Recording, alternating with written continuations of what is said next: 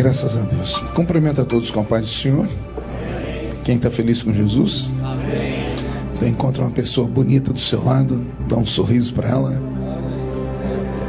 Ano novo, vida nova, cara nova. Uma alegria estar de volta aqui na nossa igreja, num culto tão abençoado. Revendo amigos, revendo aqui o pastor Divonci. Como sempre, muito elegante, né? Parece manequim de vitrine, Dere. Manequim de vitrine de shopping center, né? Pastor Divonci, a sua esposa, alegria em vê-los. Antes de mais nada, eu quero aqui agradecer a Deus pela vida do apóstolo Ariel, a nossa mãezinha Jussara, pelo carinho de ter recebido a minha família na sua casa, por esses dias de férias que eu aqui passei. Amanhã eu estou descendo para o sofrimento, eu vou lá para a Flórida. Vou tirar umas fotos do sol e mandar para vocês aqui, né? Muito obrigado, viu, mãezinha? Muito obrigado, Dere. A minha família, por onde passa, deixa um problema na despensa, né? E que eu venho com a turma toda, então vem eu, cortador, o migrador, o destruidor, o devorador. Deus abençoe vocês de coração, muito obrigado. Agradecer aos pastores que me receberam nas suas congregações, onde tivemos com o pastor Júnior lá em Framingham, pastor Fabiano na ilha, pastor Vitor em Melbourne, Peabody. O pastor de Melbourne é o pastor Moab e também o Warble, não sai, com o pastor Val. Deus abençoe todos vocês de todo o coração. Parabenizar aqui ao pastor Marquinhos, que é o pai mais fresco de Boston, né? Deus te abençoe, meu Marquinhos. Sucesso, que a criança seja uma bênção sempre. Abra sua Bíblia comigo no Evangelho segundo escreveu São João, capítulo 4. Um texto pelo qual sou muito apaixonado. João, capítulo de número 4, versículo de número 13.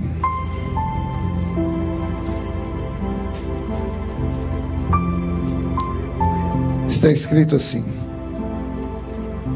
E Jesus respondeu e disse-lhe: Qualquer que beber desta água tornará a ter sede, mas aquele que beber da água que eu lhe der nunca mais terá sede, porque a água que eu lhe der se fará nele uma fonte que vai jorrar para a vida eterna. Capítulo 7 do mesmo livro, 2 páginas para frente, versículo de número 38 e 39. João 7, 38 e 39, está escrito assim: Quem crê em mim, como diz a Escritura, rios de água viva correrão do seu interior. E isto ele disse a respeito do Espírito que haviam de receber os que nele crescem, porque o Espírito Santo ainda não fora dado, porque Jesus não havia sido ainda glorificado. Amém, igreja? Feche a Bíblia, coloque no banco, na cadeira, pegue na mão da pessoa mais perfumada do seu lado. Ainda dá tempo. E vamos orar. Pai, nós te exaltamos, nós te glorificamos.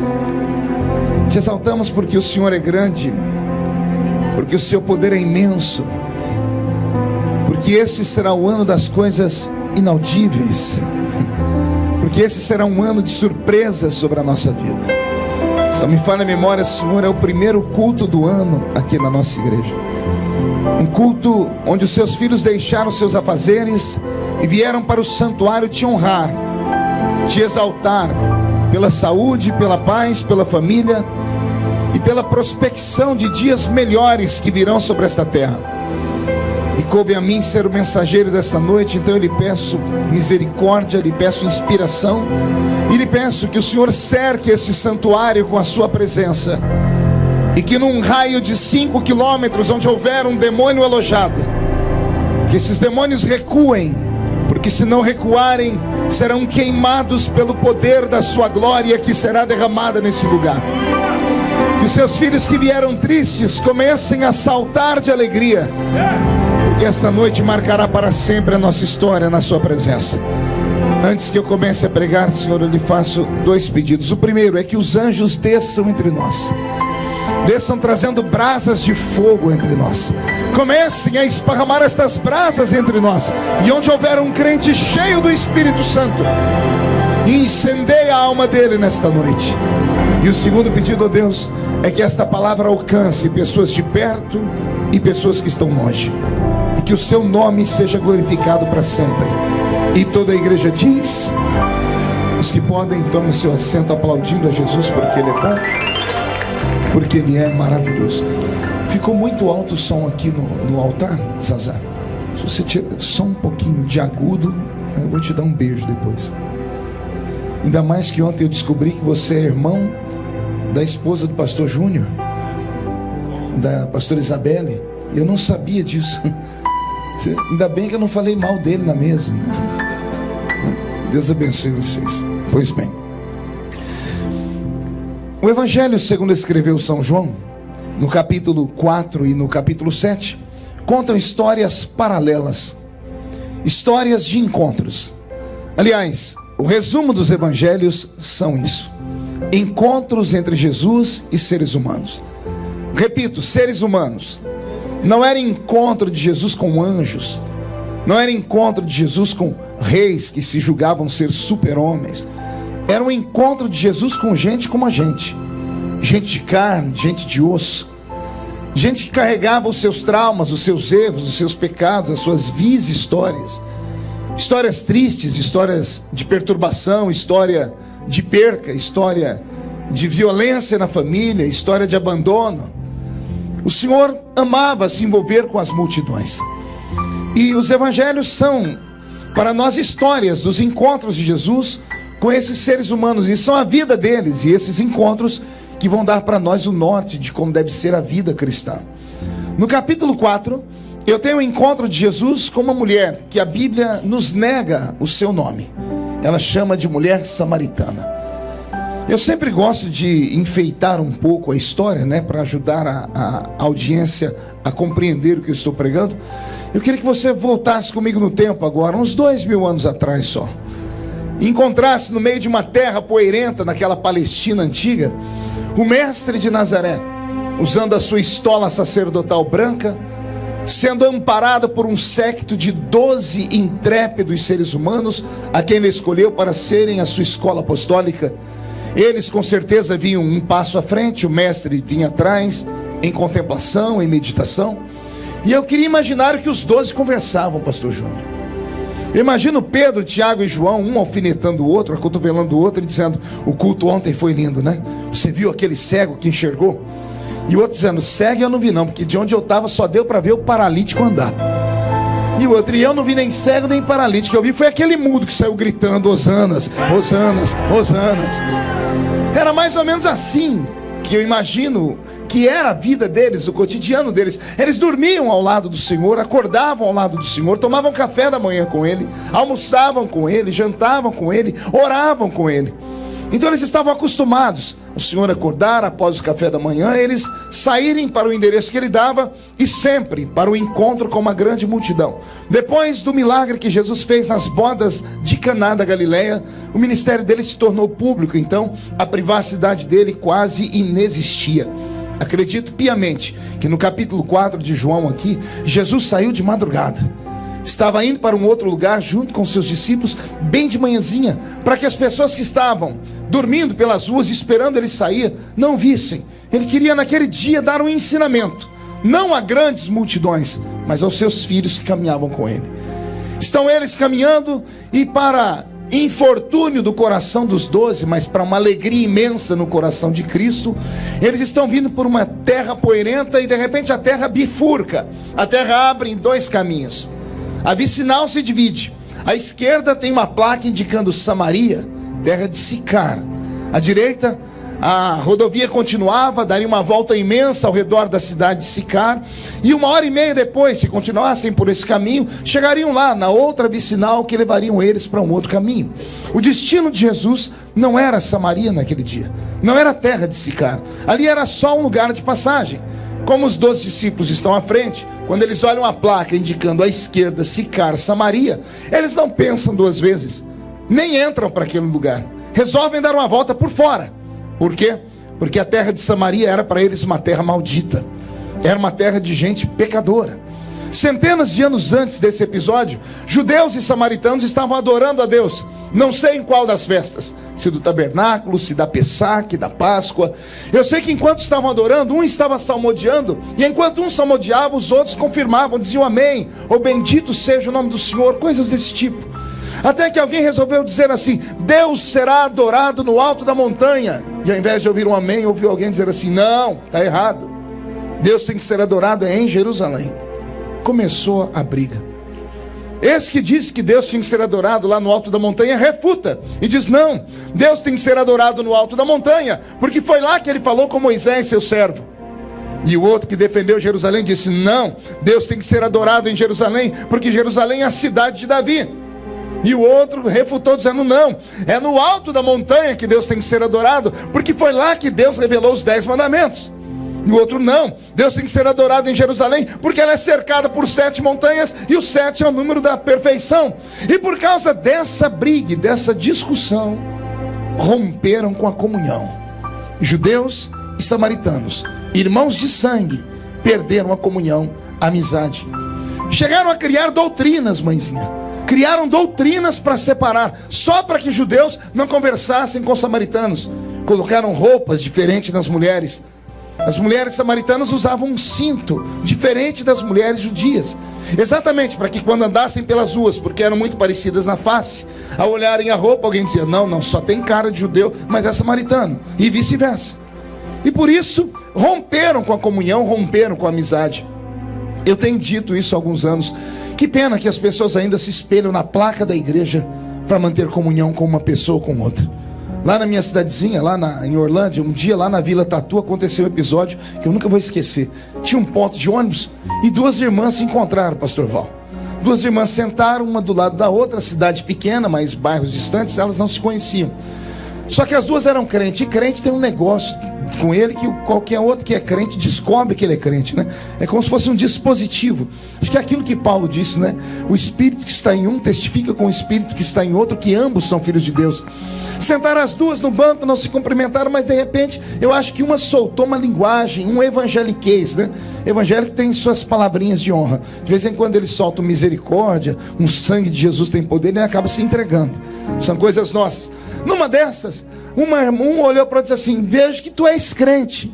E ela: graças a Deus, como você sabe que eu sou crente? Seu jeito de falar. E olha, eu tenho até o dom de revelação, sei até de que igreja a senhora é.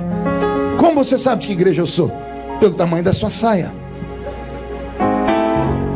Pela sua saia curta e esse brinco na orelha, não tenho dúvida, a senhora é daquela igreja ali, não é? A outra fechou a cara e disse assim: eu acho que eu também estou com o dom de revelação. Porque eu também sei de que igreja é a sua. Sabe como? Pelo tamanho da sua saia, pelo tamanho do seu cabelo e pelo tamanho da sua língua. A senhora só pode ser daquela outra igreja ali em cima. Na hora de cumprimentar, uma disse: a paz do Senhor, e a outra disse: paz de Deus. Acabou a comunhão. Uma ficou para cá e a outra para lá. Precisava de tudo isso.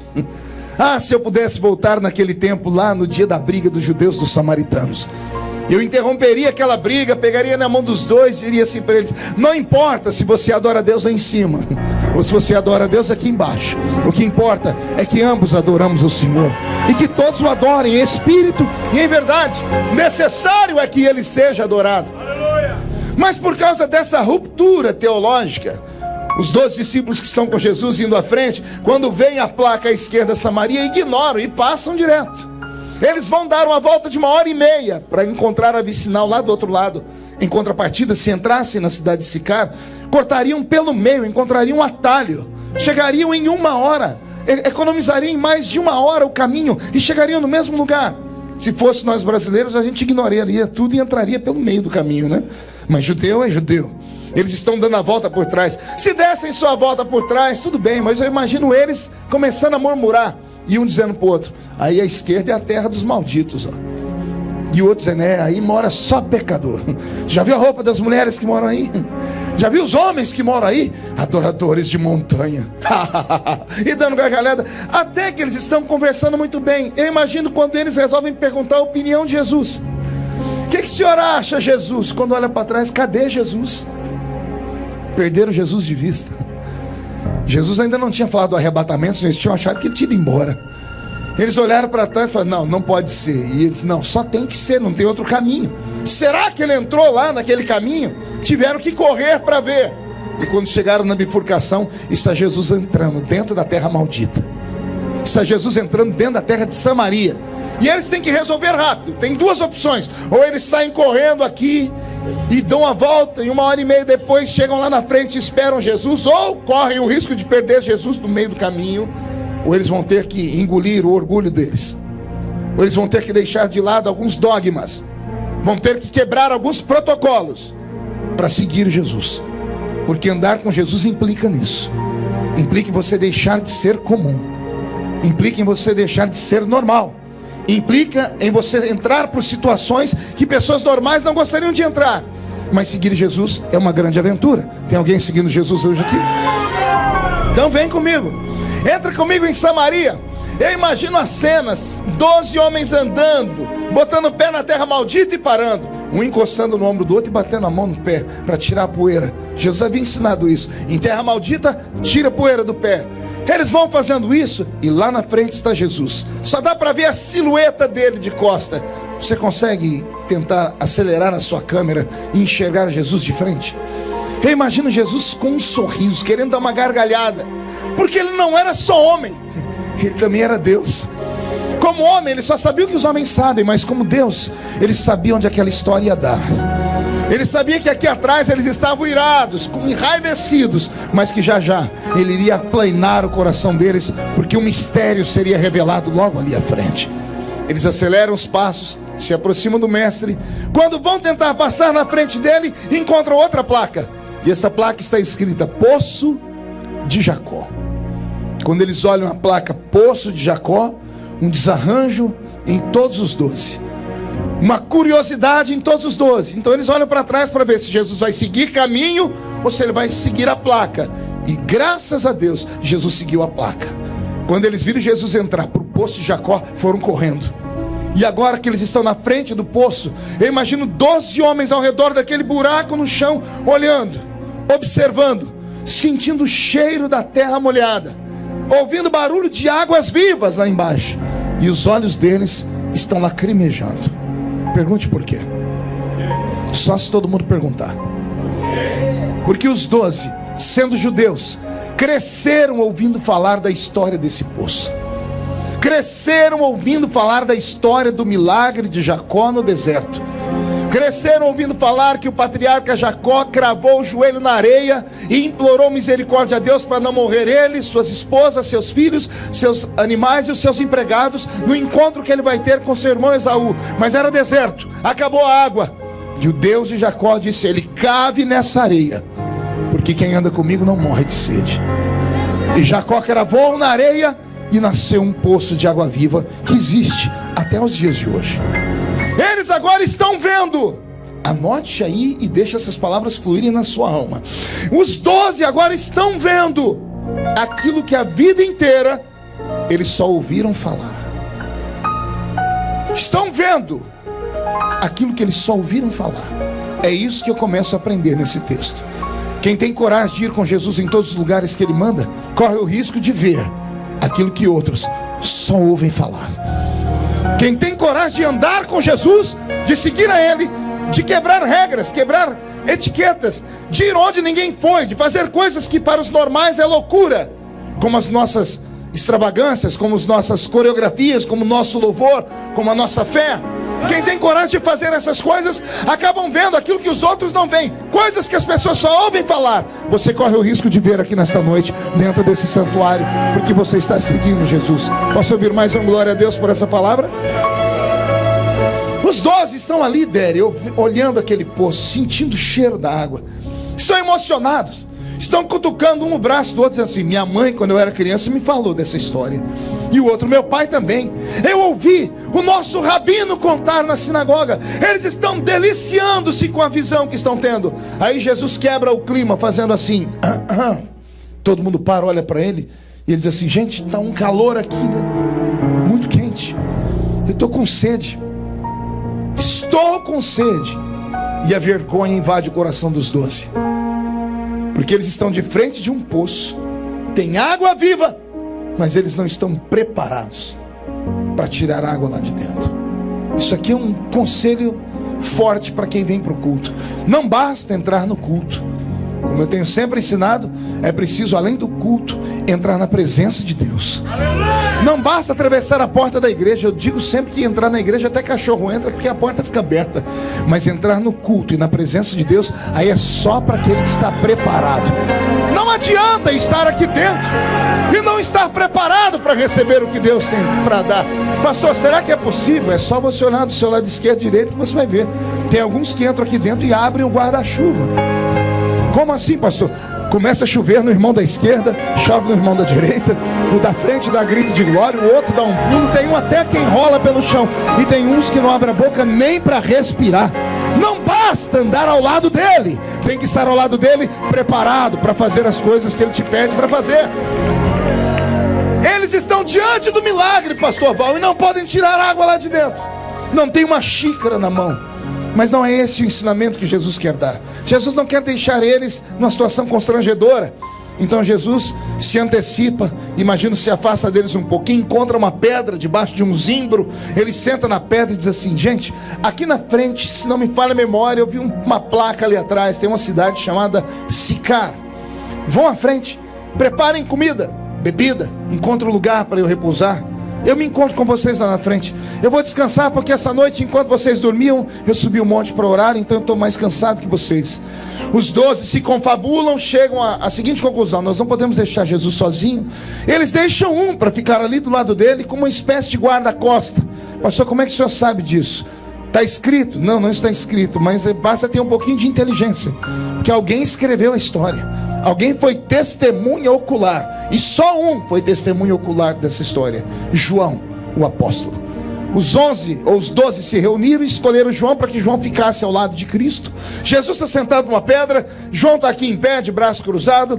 Tem 11 homens fugindo, indo para dentro da cidade de Sicar. Quando eles estão à distância, que dá para perceber que Jesus não está vendo mais eles, eu imagino o diálogo, pastor Moses, um olhando para a cara do outro, dizendo assim: que fiasco.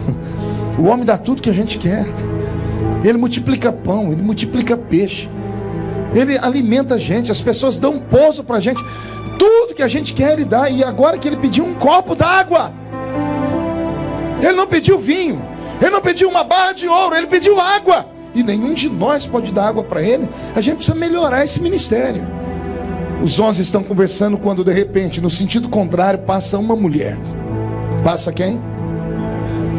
Esta mulher, quando passa por eles, dá frio da planta dos pés ao alto da cabeça deles. Quando ela já está longe, os 11 olham para trás para olhar a mulher, e começa a indagação: não pode ser. Será? Sim, não tem outro jeito. O que chamou a atenção daquela mulher neles foram duas coisas. Primeiro, o cinto que ela usava. O cinto identificava ela como samaritana. Samaritano era sinônimo de pecador, miserável. A outra coisa é que no ombro direito dela ela tinha um cântaro. Eles não tinham uma xícara, mas ela tinha um cântaro.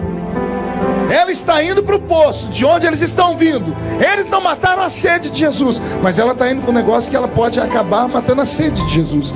Mas os 11 estão se confabulando, dizendo assim: mas Jesus é judeu, ele não vai pedir água para ela, porque ela é samaritana. Será? Os 11 querem correr para ver a história, mas não podem. Jesus deu ordem de ir para a cidade. Eles vão ver a história mais tarde. E a história que eles ouvem mais tarde vai mexer com a alma e com o coração deles. Interessante que aqui eu queria parar por um momento, só para fazer uma pequena meditação. Indo para cá, saindo de perto de Jesus, tem 11 discípulos. 11 o quê? 11 apóstolos. 11 o quê? 11 santos, sim ou não? 11 pilares da igreja, sim ou não? 11 homens de respeito, sim ou não? E vindo de lá para perto de Jesus, está vindo uma samaritana, uma pecadora. A sorte dela é que eles não tinham o dom que Jesus tinha. Se eles enxergassem nela o que Jesus enxergou, ela não chegava no poço. Ela teria sido apedrejada até a morte, porque ela não era uma mulher comum. Era uma mulher que já tinha tido 5 homens, e o que ela tem agora não é dela. Calma aí, se o homem que ela tem agora não é dela, ela está em adultério. E adultério, quer seja em Israel, quer seja em Samaria, era punido à base de apedrejamento e pauladas. A sorte dessa mulher é que os discípulos não sabem quem ela era, mas eu sei, e você também sabe. Então por isso eu falo, estão indo 11 santos, e está vindo uma adúltera. Está indo 11 pilares da igreja, e está vindo uma mulher amaldiçoada. Estão indo 11 santos poderosos, que não puderam matar a sede de Jesus. E está vindo uma desgraçada, miserável pecadora, que pode matar a sede de Jesus. Pelo menos uns 3 entenderam. Aqui nesse texto eu encontrei a resposta, pastor Divonci, porque muitas vezes pregando no Brasil, em cruzadas, em culto ao ar livre, me lembro que uma vez eu estava pregando ali no litoral do Paraná, esqueci o nome da cidade grande, pastor José Alves é o pastor presidente, Paranaguá, pregando ali numa grande cruzada. Quando eu fiz o apelo, a primeira alma que aceitou Jesus na rua foi uma prostituta. Ela estava seminua, que dava vergonha. Quando ela chegou perto do altar, ela dobrou o joelho, não era nem altar, era uma caçamba de um caminhão. Ela arrancou os brincos, porque ela conhecia a cultura da igreja. Ela arrancou os maços de cigarro e jogou em cima do caminhão, e caiu de joelhos, aos gritos. Quando ela caiu de joelhos, os gritos dela se transformaram em choro, e o choro em línguas estranhas. Jesus batizou ela com o Espírito Santo. Agora a cena que eu vi na sequência me horrorizou. 2 irmãs do ciclo de oração que estavam bem perto, de coquezinho na cabeça e Bíblia na mão, vieram correndo e botaram a mão na prostituta e começaram a dizer: sai, Satanás, nós te repreendemos agora, espírito de enganação, deixa ela. E a mulher, não entendendo nada, ainda bem que não estava entendendo nada, continuou orando e falando em línguas estranhas. Aí chegou uma pessoa e tirou elas de perto dela, e ela saindo dizendo assim: como pode? Como é que Jesus pode batizar uma mulher que está vestida desse jeito? Como Jesus pode abençoar alguém que está desse jeito? Isso não é o Espírito Santo. Aquelas irmãzinhas podiam ser crentes, mas não conheciam Jesus. Elas não conhecem o nosso Salvador. Quem se preocupa com a aparência são homens. O meu Senhor se preocupa com aquilo que está por dentro do ser humano. É nessa história que eu encontrei a resposta. 11 santos não podiam matar a sede dele, mas uma prostituta, aleluia, ela pode tocar ele.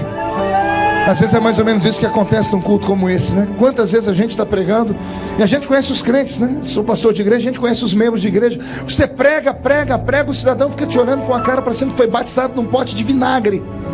Aí entra na igreja uma pessoa que nunca foi crente, ela fica constrangida, porque ela baixa a cabeça, você percebe que ela fica assim, de canto de olho, ela começa a chorar.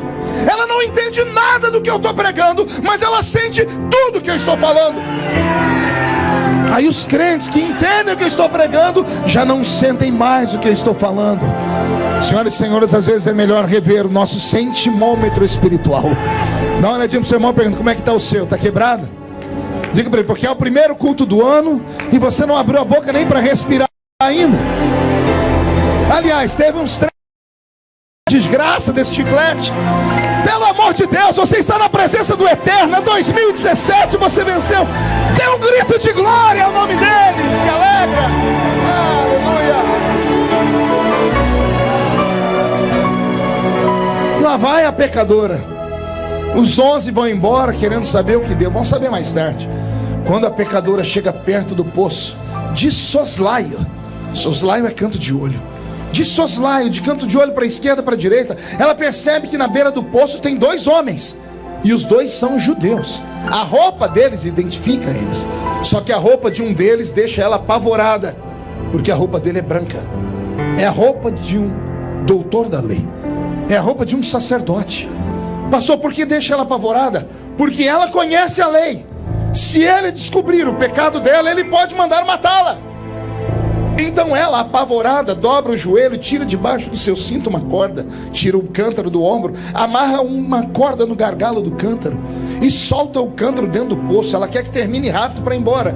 Quando o cântaro bate nas águas, barulho de água e movimento, pastor Marquinhos, ela ergue o cântaro, e quando o cântaro sai, de dentro do poço ele sai vertendo água fria, água cristalina, água pura, água que mata a sede de qualquer moribundo, pastor Moses. Quando ela tira o cântaro, ela desamarra, vai dar um jeito de amarrar na cintura, porque ela quer que aquilo acabe logo. São 2 judeus e ela é samaritana. Um deles é doutor da lei, e esses doutores da lei também, ele pode ser da entidade dos cabalas, ele pode ser um doutor da lei que tenha dom de revelação. Você sabia disso? Sabia que existem judeus que têm dom de revelação? Os que estudam a cabala, eles também oram por doentes. Eu conheci um dia desses, um deles. É coisa forte. Quando ela percebe isso, ela quer que termine logo aquilo, porque aquilo está sendo um suplício. Quando ela vai se levantar para ir embora, pastor Zaqueu, o silêncio é quebrado, a voz do mestre é ouvida, e ele diz assim para ela: senhora, me dá um pouco de água para eu beber, porque eu estou com sede. Oh, palavra bonita. Você consegue imaginar a humildade do Salvador? Ele não olha o pecado, ele não olha a aparência, ele não olha a religião dela, ele não olha a roupa dela, ele não olha o estado civil dela, ele não olha nada. Ele diz assim: moça, me dá um pouco dessa água para eu beber. E ela esquece o que ela é. Por um momento ela esquece que ela é uma mulher de vida fácil, que ela é uma prostituta de luxo. Ela olha para ele e ela lembra só da maldita ou bendita religião. Os olhos dela trincam, os dentes dela rangem, ela solta golpes sobre o meu Jesus. Ela diz assim para ele: como sendo tu homem, judeu, vem pedir água a mim, que sou mulher samaritana? Traduzir isso é dolorido, às vezes até vergonhoso. Ela está tocando em 2 pontos frágeis de Jesus. Ela está tocando no sexo dele e na etnia dele. Mas não é apenas na etnia, é na etnia religiosa. Como é que ela sabe que Jesus é da tribo de Judá para chamar ele de judeu? Naquela época não chamavam judeus de judeus, chamavam judeus de hebreus. Só se chamava judeus aqueles que eram da tribo de Judá. Jesus era da tribo de Judá, mas ela não sabia disso. Quando ela chama ele de judeu, ela está falando da religião dele. A roupa branca identificou como sendo você judeu, ou seja, da religião judaica, do judaísmo. Aí ela apela: como sendo tu homem. Ela está querendo dizer assim: homem nenhum conversa com uma mulher que não seja da sua família, com uma mulher que não seja do seu povo, e vem você falar comigo. Ela olha para Jesus e, com todo respeito, não sei se alguém já te deu uma interpretação como essa, eu quero crer que naquele dia aquela mulher saiu de casa determinada a mudar de vida. Ela estava cansada de ser um pedaço de carne na mão de homens, de bestas feras. Ela estava cansada de ser um objeto. Era uma mulher que foi abusada desde sempre. Uma mulher, para se tornar uma prostituta, não era por vontade própria. Uma mulher violentada, uma mulher estuprada. O peso não caía sobre o estuprador, caía sobre ela. O estuprador até era punido de certa forma, mas a mulher, como foi estuprada, perdeu a sua pureza, era arrancada do seio da família, ia morar na zona do Baixo Meretrício. Foi por isso que Davi surtou quando Tamar, sua filha, foi estuprada, porque é a única filha mulher e ela tem que ser arrancada de dentro do palácio. Essa mulher não era prostituta porque queria, e o que ela tem agora mexe comigo, porque calma aí, ela é mulher, ela tem um homem que não é dela, ela está vivendo uma vida amaziada. Os samaritanos também puniam isso à base da pedrada. Por que nunca puniram ela? Possivelmente ela era amante de alguém muito importante, um político, ou pior, um religioso. E as pessoas sabiam do poder que tinham os sacerdotes naquele tempo. Lembra? Foram eles que mandaram matar o meu Jesus. E também sabiam do poder dos políticos. E como ela devia ser muito bela, era amante de um deles, ninguém tinha coragem de tocar nela, porque ela tinha alguém que guardava as costas dela. Mas isso não tornava ela uma pessoa feliz. Pelo contrário, todos os homens que se aproximaram dela quiseram arrancar algo dela. Quando ela está na beira do poço, cansada de viver, ela vê um líder do judaísmo mexendo com ela. Ela achou que Jesus era mais um. Quando Jesus puxou conversa com ela, ela olhou para ele e disse assim: é mais um que me quer, é mais um homem que quer o meu corpo, é mais alguém que quer me deflorar, que quer me humilhar. Essa mulher, a atitude dela é fantástica, é uma atitude de coragem, é uma atitude de quem cansou daquela vida, porque ela reage. A reação dela pode provocar a morte, porque Jesus não está sozinho, ele tem um outro ali. Ele é o doutor da lei. Se ele faz um sinal assim para João, João pega pedra e paus e mata ela.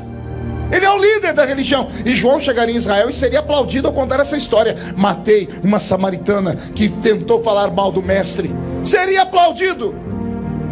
Essa mulher parece que ela diz assim: eu morro, mas ninguém nunca mais toca em mim. Parece que é a decisão dela: eu prefiro morrer do que continuar levando a vida podre e porca como é que eu levo. Por isso ela encarou Jesus como sendo tu um macho, um religioso fraco. Vem pedir água a mim, que sou mulher samaritana. Ela deve ter fechado o olho e esperado um grito de Jesus ou pedras e paus. João está olhando para o chão, está tremendo. Ele quer pegar pedras e paus e esperar o mestre mandar matá-la. Mas ela não escuta gritos. Aleluia. Ela também não escuta pedras e paus. Ela escuta a voz dele mais mansa do que antes. E ele diz assim para ela: ah, mulher, se tu soubesses quem sou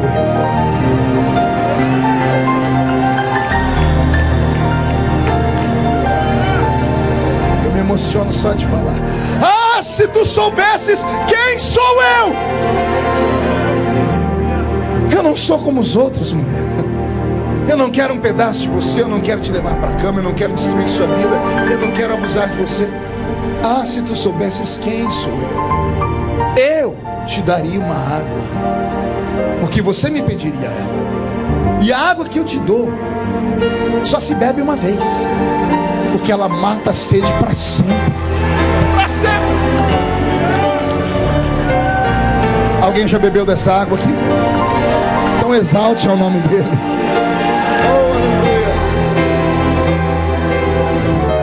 João está sem ação, deve estar chutando pedra para cá, pedaço de pau para lá.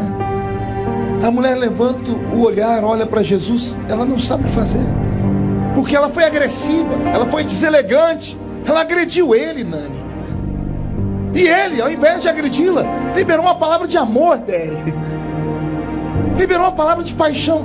Olha como muda o tratamento. A maneira como você trata alguém é a maneira como a pessoa vai te tratar. Antes, ela olhou para Jesus e chamou ele do quê? Homem judeu, macho religioso. Depois que Jesus disse isso para ela, olha como ela vai chamar ele: mas Senhor. Vou deixar você degustar. Primeiro ela diz: como sendo tu homem judeu, pede água a mim, que sou mulher samaritana. Ele diz: ah, se tu soubesses quem sou eu, você me pediria água e eu te daria uma água que quem bebe dela nunca mais tem sede. Aí ela olha para ele e diz assim: mas Senhor. Só trata alguém como Senhor quem reconhece que é menor do que ele. Ela se julgava melhor do que ele, porque ele, para ela, era só mais um desses que aproveitam da vida das pessoas. Mas quando ele se revelou, ela se inclinou e disse: mas Senhor. O poço é fundo e tu não tens como tirar a água daqui. Era tudo que Jesus queria ouvir. Uma oportunidade de diálogo. Jesus levanta daquela pedra dele e vai lá perto do poço. A mulher está agachada aí. João está olhando para ver no que vai dar. E Jesus está olhando para o poço, dizendo: é verdade, o poço é fundo e eu não tenho como te dar água daí. Meus discípulos não têm, foram todos embora. E esse que está aqui não tem também. Mas a água que eu vou te dar não está aqui. A água que eu quero te dar não está aqui. E a mente dela viaja ao redor daquele poço, num raio de 10 quilômetros. Não tem água, não tem rio, não tem córrego, não tem lagoa, não tem nada. Quem já foi lá, eu já tive lá, no que é a reminiscência da terra de Sicar. Não tem nada ao redor daquele lugar. Aí a mente da mulher viaja e diz: se a água que o Senhor vai me dar não está aqui, onde está a água? Aí Jesus se revela. Ele abre os braços e diz: eu sou a fonte da água da vida. Eu sou a fonte da água da vida. Quem bebe desta água nunca mais tem sede. Linda história, não é? Pois bem, vamos tirar aqui alguns ensinamentos dessa história. O primeiro ensinamento que eu aprendo dessa história tem a ver com igreja, tem a ver com culto. Pergunte por quê. Ah, se a gente soubesse o que significa essa horinha aqui na presença de Deus. Se os crentes soubessem o que acontece quando eles saem de casa, no meio da neve ou do calor, sobem essa escadaria e entram e sentam aqui nesses bancos. Às vezes não é preciso fazer mais nada, basta sentar nesses bancos. O catolicismo romano, que se distanciou de Deus há muito tempo, tem mais conhecimento disso do que nós. Senta nas igrejas católicas durante o dia, as pessoas estão lá sentadas, quietinhas, em silêncio, em contemplação. Primeira vez que eu fui na ilha de Martha's Vineyard, eu fui lá no tabernáculo de Wesley. Eu pedi para os irmãos, me deixa eu sentar aqui só um pouquinho. Eu sentei ali, estava um frio danado, que é o ar livre, né? Sentei e fiquei uns 5 minutinhos orando. Eu não queria que mais acabasse, porque eu fiquei imaginando o que era aquele lugar. Eu imaginei um homem de 1,5 metro de altura, que fez a rainha da Inglaterra se curvar, pregando naquele ambiente, um ambiente sagrado. Ah, se nós soubéssemos o que é esse lugar. Esse lugar não é mais Everett. Era Everett antes do culto começar. O culto começou, nós saímos da terra, entramos nas regiões celestiais. É por isso que o louvor nos arrepia, a música nos toca. É por isso que você está enxugando as lágrimas. Não é a minha voz, não é porque eu conto história bonitinha, não é nada disso. É porque Ele está aqui. Ele está aqui nesse lugar. Ele está aqui. E qualquer encontro com Ele pode mudar a vida de qualquer pessoa para sempre. O dia que eu fui lá no Poço de Jacó, eu corri até onde é as ruínas de Sicar. Deu 25 minutos a pé.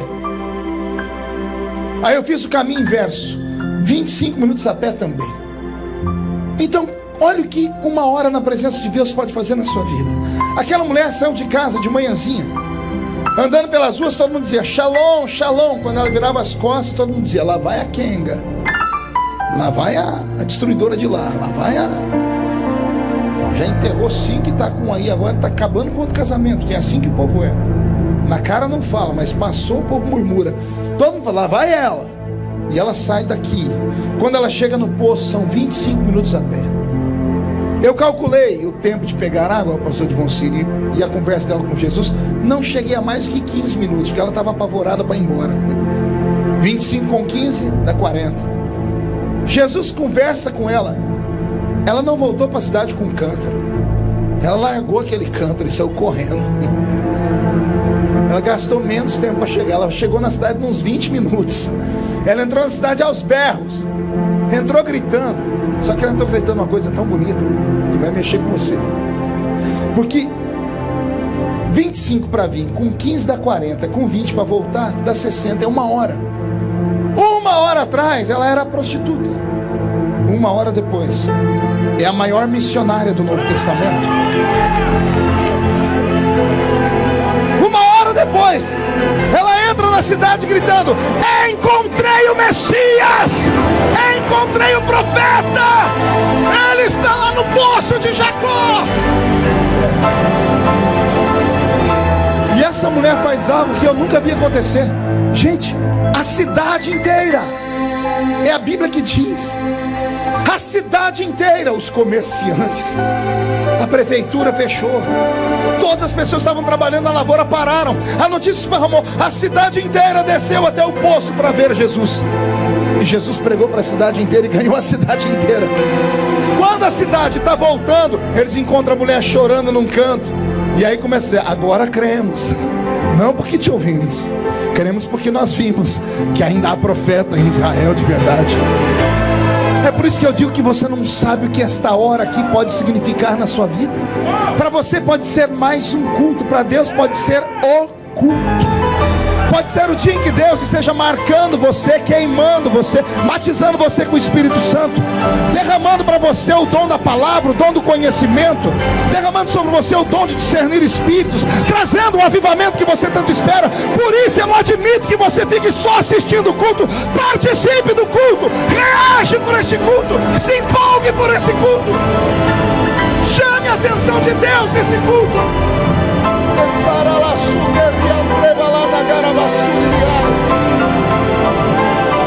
Oh, aleluia. Há um Deus no céu te olhando nessa noite. Há Há um Deus no céu esperando a sua reação nesse culto. Você diz: vou para o culto, é o primeiro culto do ano, vamos ver o que Deus vai me dar. Por incrível que pareça, Deus falou a mesma coisa de você. Deus disse: é o primeiro culto do ano, vamos lá, vamos ver o que eu vou ganhar. Então estamos nos impasse. Ele quer e você quer. Só que Ele é Deus. Ele merece mais do que você. Dê a Ele e Ele te dará tudo que você precisa. Eu não vou me prolongar muito, mas eu quero aqui tirar desse texto algo que o Senhor falou no meu coração, que é muito profundo. Oxalá que eu tenha condições de interpretar. Sentado naquela pedra, falando Deus. Então eu compreendo que sentado na pedra está um homem com sede. Mas permita-me o Senhor falar. Sentado naquela pedra também está Deus. E Deus também está com sede. Posso, talvez seja uma forçação da interpretação do texto, uma hermenêutica que beira a linha da quase heresia, mas não é. Porque Deus é um ser que não tem necessidade de nada. Mas no meu pensamento, sentado naquela pedra, eu tenho uma linguagem, uma figura de linguagem eterna. Eu tenho Deus olhando para a sua criatura dizendo: só você pode matar a minha sede. Me dá água para beber. Sede do quê, pastor? Sede de ser adorado como Deus. Deus tem todo o poder. Não tenha nada que Ele não possa fazer. E o que Ele não pode fazer, não faz, não porque não pode, mas porque o seu caráter o impede. Deus tem tudo e um pouco mais. Mas vem cá, que graça tem você comprar um terno novo e sair andando com ele para a igreja com a etiqueta pendurada, só para todo mundo falar: terno novo, hein? Oh, esqueci a etiqueta. Não, desculpa. Que graça tem a senhora fazer o cabelo, fica lá aquele sofrimento, 4 horas para deixar o cabelo dessa cor, né? Ou dessa textura. Aí chega em casa, fica lá esperando. O marido vai chegar, quando ele abre a porta, a senhora está bem esperando ele assim. Aí ele olha e faz: tá tudo bem? Aí a senhora faz assim. Aí fala: é problema no pescoço, meu amor? Aí já começa a subir o nervo, né? Ela diz: você não está notando nada diferente? Ele fala: o brinco. Ele fala: não, é o cabelo, eu mexi no cabelo. Que graça tem você fazer uma coisa e ter que ficar falando. Imagina, você emagreceu e ter que falar: vocês viram a dieta que eu fiz? O legal é quando alguém chega e fala: nossa, você emagreceu, você está diferente. Ser Deus é assim também. Que graça tem ser Deus, Ele ir para frente do espelho e falar: eu me amo, eu me adoro. Não, para isso Ele fez cada um de nós. Deus só tem sede de uma coisa: sede de adoração. Deus é um ser que tem que ser adorado. Já falei isso aqui alguns anos atrás e repito. Um dia lendo a Bíblia eu descobri que só existe uma coisa acima de Deus. Ai, pastor, isso beira heresia mesmo. Beira mesmo. Quando eu li, eu também tomei um susto, porque para mim Deus estava acima de tudo. Porque só olha para cima quem precisa de alguma coisa. Esse é o pensamento humano. Mas a Bíblia diz que um dia um homem entrou no santuário de Deus, no ano em que morreu o seu tio Uzias. Ele diz: e eu vi o Senhor assentado no alto e sublime trono, e acima dele os serafins voavam e cantavam: Santo, Santo, Santo, Santo é o Senhor dos exércitos. Aí, o dia que eu li isso, eu falei assim: Deus, calma aí, tem alguma coisa errada aqui. Os serafins estão acima do trono de Deus. Por quê? E o que Deus me contou é algo muito simples. Eu acredito, espero que você entenda, porque entrou no meu coração e eu criei. O Senhor diz para mim: não, a gente não olha para cima só quando tem um sofrimento. A gente também levanta a cabeça quando está muito feliz, ou quando a gente sente um perfume muito gostoso. Quem aqui já chegou em casa, abriu a panela e fez assim? Os comerciais de televisão de comida tem sempre isso. A pessoa abre a panela, faz assim e levanta a cabeça. É para mostrar felicidade. Parece que é para mostrar alegria, felicidade. O Senhor disse para mim: eu não levanto a cabeça porque eu estou procurando ajuda. Não, eu levanto a cabeça porque o perfume é muito bom.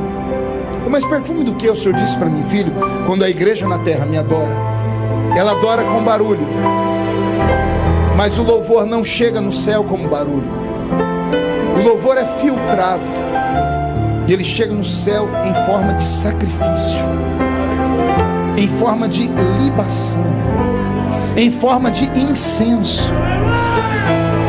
Está escrito em Apocalipse: a oração dos santos é derramada diante do altar de Deus, e Deus sente o cheiro dela. Deus não ouve, Deus sente o cheiro. E eu falei: por que o Espírito Santo transforma o barulho em cheiro? O Senhor diz: para eu não cometer injustiça, porque nem todo mundo grita para me adorar. Tem uns que gritam para não ficar sozinho. Tem uns que abrem a boca de sono e para tapear o sono da glória a Deus. Já viu isso? A pessoa vai abrir a boca dizendo assim: aleluia. Não é assim? Nas vigílias acontece muito. As pessoas estão dormindo, ela já acorda falando em língua estranha, nem sabe o que está falando. Não faz sentido nenhum o que ela está fazendo. Não é louvor nenhum isso. Então quando um dá glória a Deus de verdade, a gente sente, arrepia tudo, sobe. Quando uns vão dando, aí se vai virando um louvor coletivo, aí sobe. Quando sobe, o Espírito Santo fica no meio, dizendo assim: esse é de verdade, esse aqui é só da boca para fora. Aí ele vai filtrando. O que chega diante de Deus é incenso. Aí Deus diz para mim: quando chega o louvor verdadeiro lá da Revival Church for the Nation, quando sobe, eu faço assim. Quando o cheiro é bom, eu olho para cima. Ao olhar para cima, os serafins dizem: santo, santo, santo, santo, santo, santo é o Senhor dos exércitos, e toda a Everett está ficando cheia da sua glória.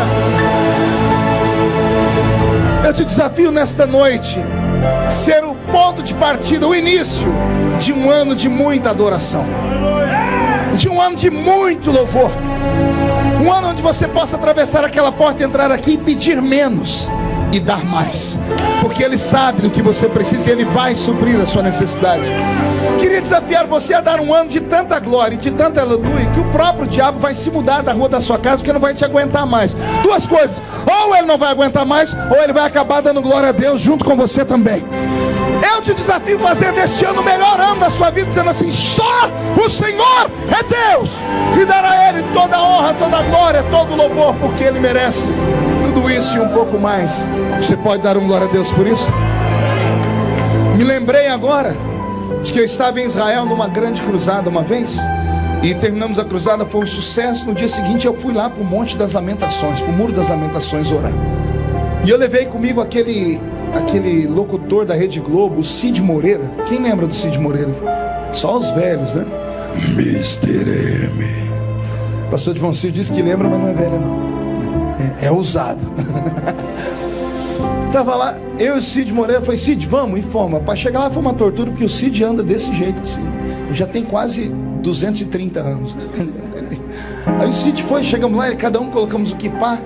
Eu falei: Cid, você encontra um lugar aí que eu vou encontrar o meu. Eu quero chegar naquela montanha lá aquela muralha. E para chegar lá, um Deus nos acuda. É muita gente, né? Só que eu sou brasileiro e não desisto nunca. E fui empurrando um, empurrando o outro. Quando eu achei uma brechinha no meio do muro, eu disse: pronto, é aqui que hoje eu faço um pacto com Deus. Tirei do meu bolso um pedido de oração. Não sei se você sabe, no Brasil, quando alguém sabe que você vai para Israel, eles falam: põe meu nome lá. Aí você sai com um negocinho enrolado. Quando você estica, dá 1 quilômetro. Tem oração até pelo cachorrinho da vizinha. Aí enrolei o meu papelzinho, e antes de começar a orar, eu tinha que encontrar um lugarzinho para colocar o pedido de oração.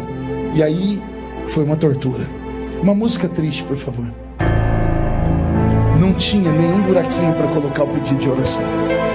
E eu falei: eu não viajei milhares de quilômetros para voltar com esse pedido de oração. Senhor, me ajuda, porque senão eu vou pecar. Aí eu olhei e tive uma visão. Eu vi um papelzinho que estava bem amarelinho, num buraquinho daqueles lá. Esse aqui Jesus já escutou. Não é pecado não, né? Aquele lá já estava amarelinho, tava... Eu cheguei, a barriga bem perto, coloquei o dedo e fiz assim, tuque, e coloquei o meu pedido de oração lá. A igreja me perdoa por isso? Ufa, graças a Deus. Aí eu orei. Aí eu comecei a orar com vontade. Falei: achei o lugar para colocar meu pedido de oração. Só que eu encarnei um assembleiano seminarista orando.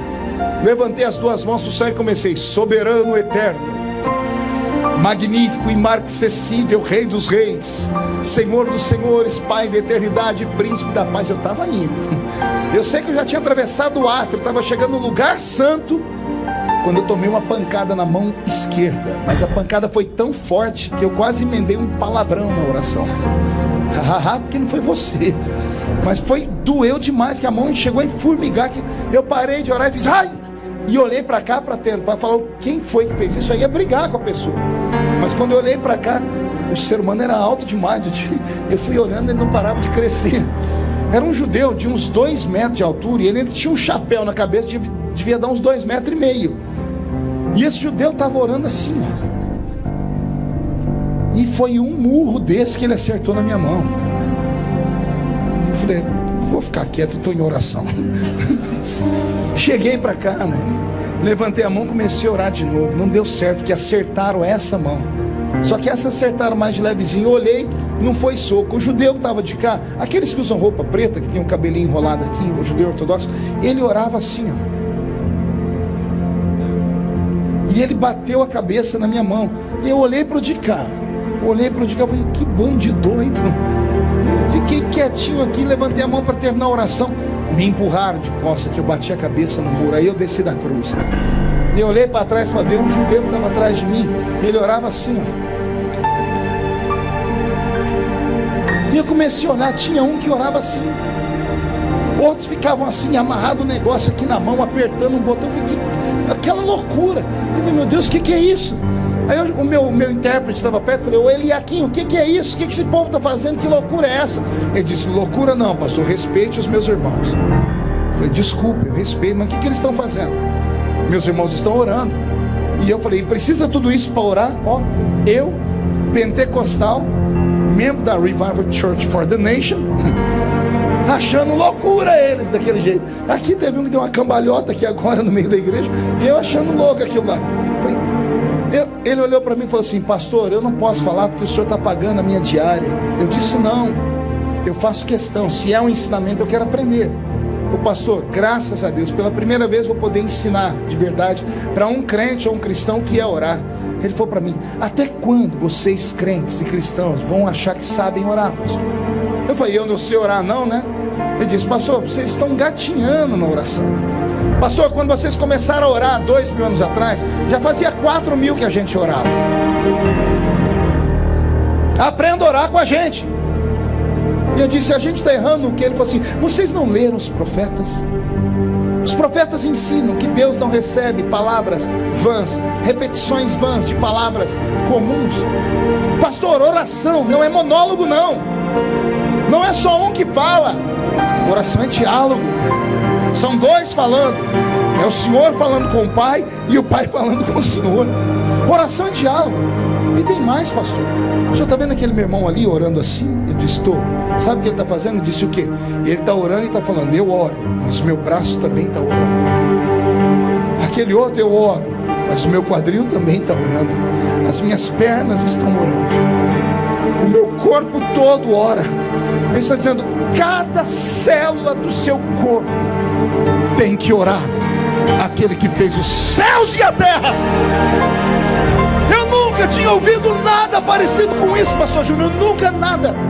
Eu saí dali assim, embriagado, né? Quando eu estava já umas 50 metros longe daquilo, o Cid Moreira do meu lado, a ficha caiu, que eu sou difícil entender.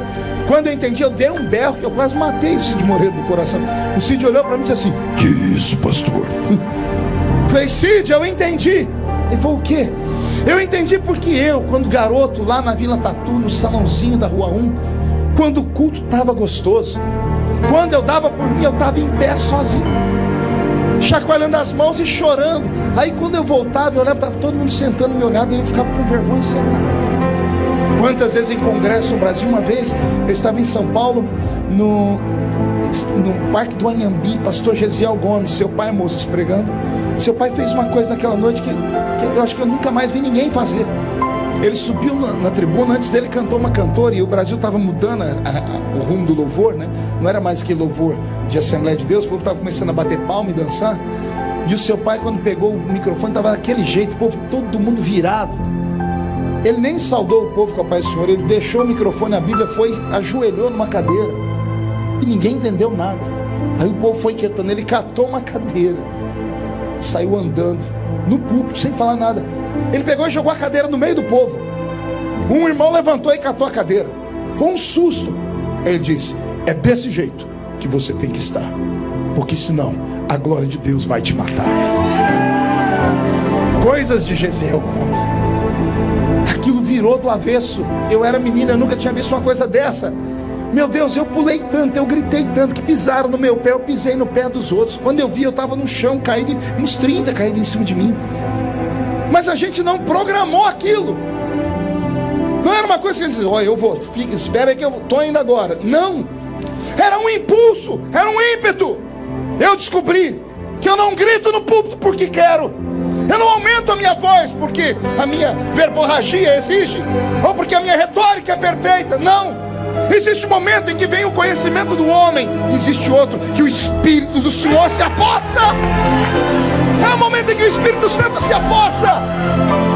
Quando eu vejo crentes reagirem como você reagiu agora, erguer a mão, dar um pulo para cima, dar um grito, é o momento em que eu estou falando. É o momento em que a glória de Deus toma conta do seu corpo. É o Espírito Santo que diz para você: salte, pule, movimente, levante o braço, pule, plante bananeira, agarre o diabo pelo chifre, exalte, louve, exalte aquele que fez os céus e a terra. Mate a sede de Deus nessa noite, e você terá o ano mais abençoado da sua história.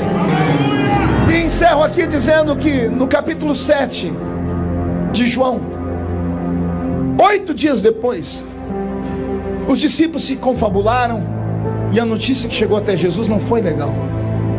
Jesus perguntou: por que está todo mundo triste? Ninguém está conversando comigo direito. Pedro, tinha que ser Pedro, né? Deve ter falado: Senhor, está todo mundo triste com o Senhor. Mas triste comigo por quê, Pedro? Ué, porque semana passada o Senhor encontrou aquela zinha lá. Que zinha, Pedro? Aquela samaritanazinha lá. E o que tem? E João falou para nós que o Senhor deu um presente para ela, uma tal de fonte que jorra para a vida eterna. E daí? E daí que para nós que estamos com o Senhor há 3 anos, o Senhor nunca deu nenhuma gota dessa água. Para ela, o Senhor deu uma fonte, e para nós o Senhor não deu nada. Eu imagino Jesus olhando para ele, dizendo: você acha que eu sou injusto, Pedro? Chama todo mundo lá. Aí reúne os 12 aqui, todo mundo olhando para baixo, chutando pedra, uns olhando para Pedro e falando assim: ó, cagueta. E Jesus dizendo assim para ele: vocês estão tristes porque eu dei para aquela mulher uma fonte? Vocês acham que eu não dei nada para vocês? Como é que os demônios respeitam vocês? Como é que vocês colocam as mãos e as enfermidades vão embora? Pedro, como é que você saltou no meio das águas e não teve medo de morrer? João, Tiago, como é que vocês mandaram a sua mãe vir falar para mim que quando eu entrar no meu reino é para colocar uma à minha esquerda e outra à minha direita? Que ousadia é essa? Só cura enfermos, só expulsa demônios, só anda em cima das águas, só não tem medo da morte, só é ousado quem já bebeu da água da vida. E eu imagino eles olhando assim: Senhor, então quer dizer que nós temos a fonte? E Jesus diz: não, vocês tinham. Como assim? A fonte é só o início. Eu dei a fonte para vocês há 3 anos atrás, quando vocês começaram a andar comigo. Não lembro que eu disse para a mulher? João não disse? Eu disse para ela: se as minhas palavras permanecerem na senhora, essa fonte vai jorrar para a vida eterna. Para vocês a palavra é outra. Se as minhas palavras permanecerem em vós, a fonte, que já virou um rio, porque ela jorrou tanto e tanto e tanto, vai fazer fluir um rio de água viva, que por onde passar, tudo que está morto vai viver. Eu encerro trazendo uma resposta. Você que aceitou Jesus aqui em Boston, ou que veio para cá com alguns irmãos, sempre se pergunta: por que aquele irmão que veio comigo hoje é pastor, é ministro de louvor, já é missionário, e eu ainda estou aqui dando trabalho? A resposta que te vem às vezes é porque ele tinha chamado e você não. É mentira. É mentira. O problema é o que você fez com a sua fonte. Você entulhou ela. Se você entulhou sua fonte, ela nunca vai jorrar, nunca vai ser nada. Se você deixar palavras negativas, pessoas que te perseguem, o problema que você trouxe do país, ou uma queda que você teve, ou uma desavença, ou a destruição do seu lar, ou as tragédias que acometem o ser humano, se você deixar que essas tragédias tapem a sua história, você pode colocar um ponto final nela, porque você nunca vai passar disso aí.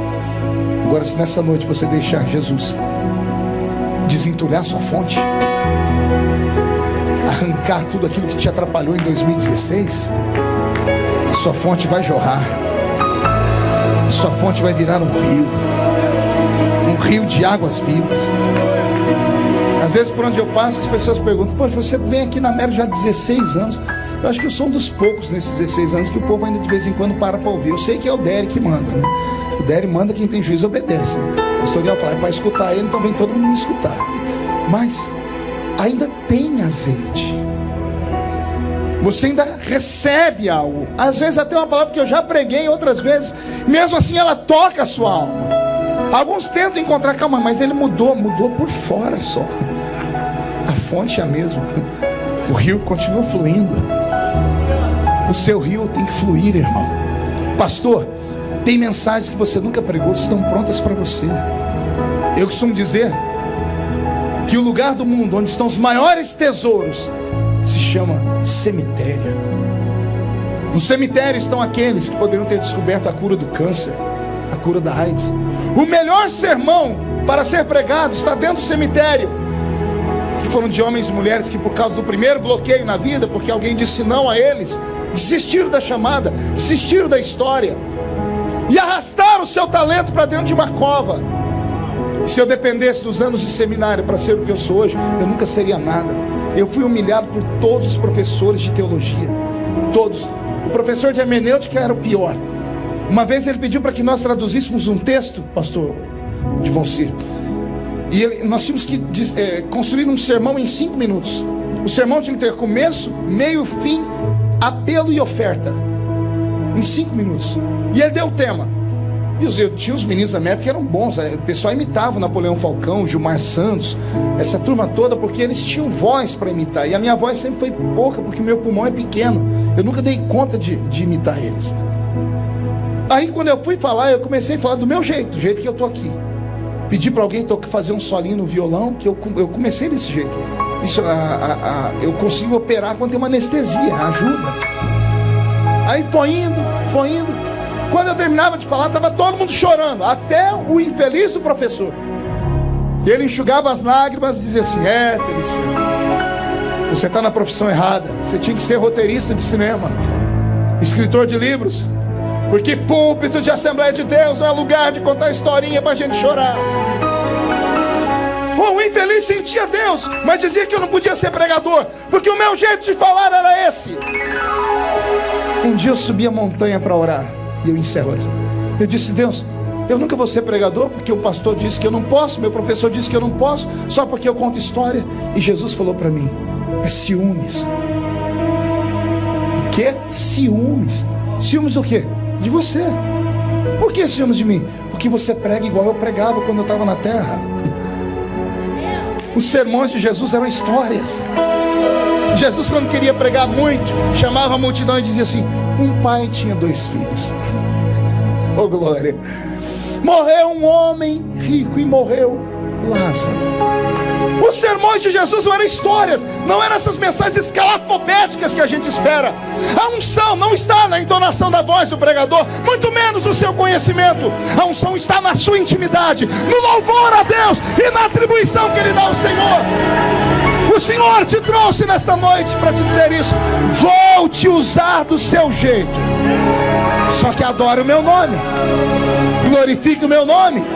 Salta da terra, grita, planta bananeira, fala em língua estranha, deixe falar o que quiserem falar de você. Agora, quando tiverem pregar, quando tiverem orar e cantar, aí sim vão ter que dizer: Deus está na vida dele. Todos que creem nesta palavra, fiquem de pé, por gentileza. Como hoje é o culto de ensino da igreja, eu vou pedir autorização ao nosso pastor para fazer um convite. É um convite diferente. Feche os olhos. Eu queria convidar nessa noite homens e mulheres, meninos e meninas, que sonham em ser usados por Deus, que querem ser pregadores, pastores, cantores, levitas, missionários, mas que encontram dificuldade na mente, dificuldade na língua, vergonha ao falar, timidez diante das pessoas. Se você crê que a unção de Deus ela é repartida, que ela é transferível, eu te desafio a vir aqui perto de mim. Quero orar por você.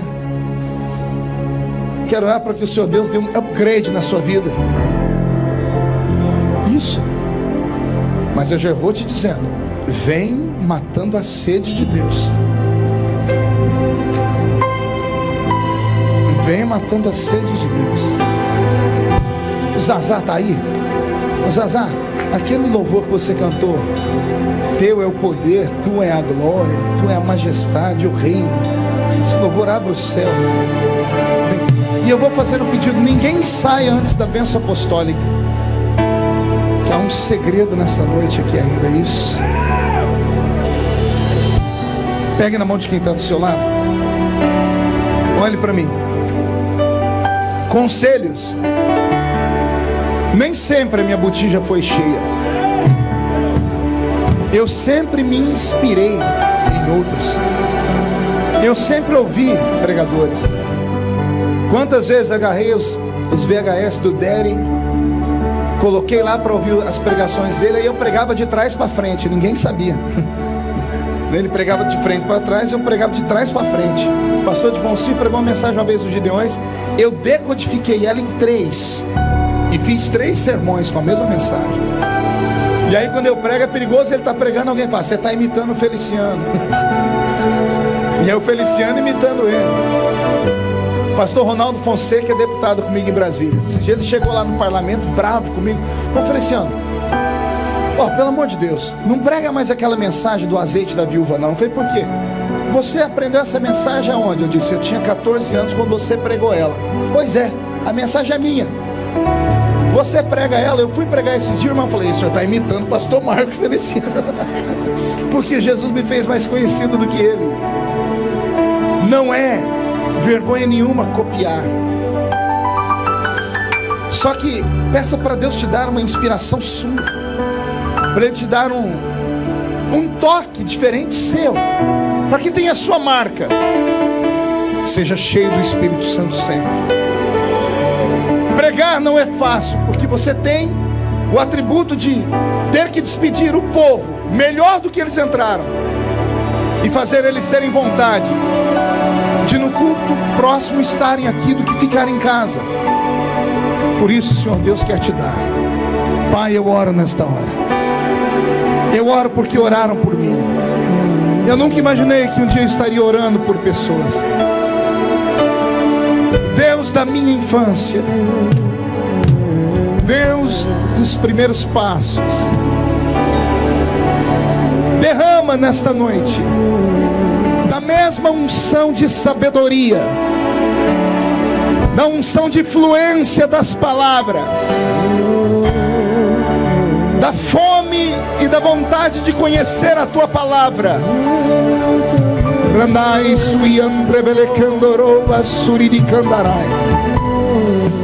Aquele que está pedindo, Pai, dê. Aquele que está buscando, que encontra. Aquele que está batendo, que a porta se abra.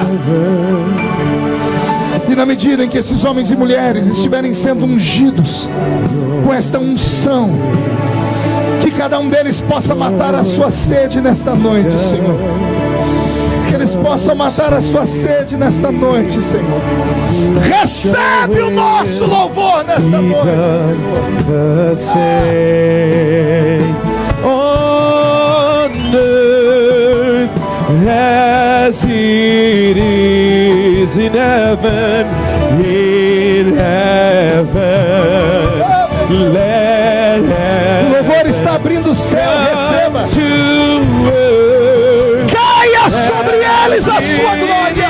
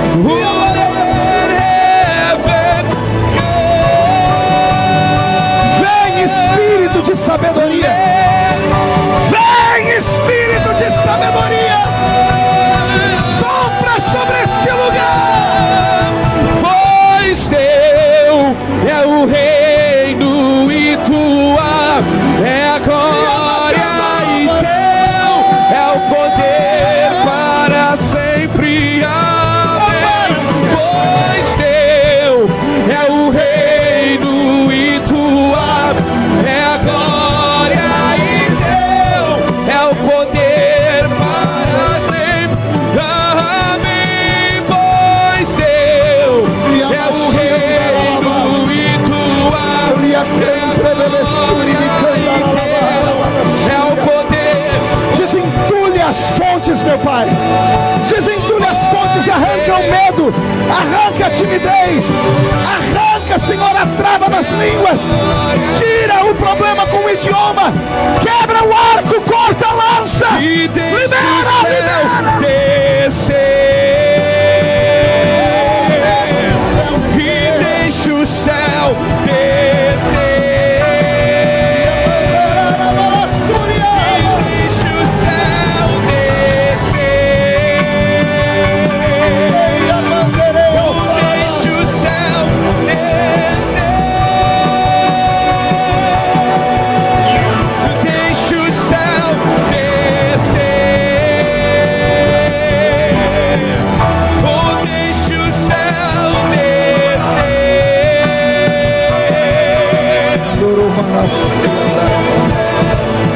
Solte a mão do seu irmão, levante a mão ao alto da cabeça, bem alta, e diga comigo em nome de Jesus: todos os demônios que travam a minha língua, que travam a minha mente, que colocam medo em mim, timidez em mim, eu ordeno, venha para a palma da minha mão agora, feche a sua mão com força.